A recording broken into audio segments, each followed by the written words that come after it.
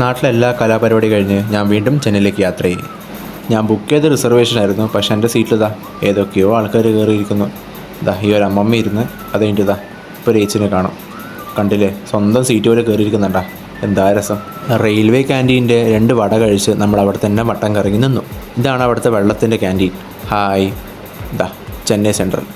പിന്നെ അവിടെ നമ്മൾ സ്ഥിരം ബദാം മിൽക്കും ആദിത അവിൻ്റെ ഏതോ ഒരു ഷെയ്ക്കും കുടിച്ച്.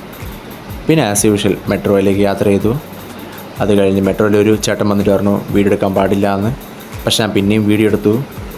അത് കഴിഞ്ഞിട്ട് വീണ്ടും ബസ്സിലേക്ക് യാത്രയായി. സ്ഥിരം സീറ്റ് കിട്ടിയില്ല. നമ്മളങ്ങനെ കമ്പിയിൽ അള്ളിപ്പിടിച്ച് നിന്നു. ഭയങ്കര ടയേർഡായിരുന്നു. പക്ഷെ പിടിച്ചിരുന്നേ പറ്റും. കുറച്ച് കഴിയുമ്പോഴത്തേക്ക് സീറ്റ് കിട്ടി. പാവാതി വീടെത്തുന്നവരെ നിന്നിട്ടായിരുന്നു യാത്ര ചെയ്തത്. ഇത് സോപ്പ് വെള്ളമല്ല, നമ്മുടെ വയ്യാജി ഉണ്ടാക്കി തന്ന ഗ്രേപ്പ് സോഡയാണ് ഗൈസ്. അങ്ങനെ രാത്രി ചിക്കൻ റൈസ് അടിച്ച് ദിവസം അവസാനിപ്പിച്ചു.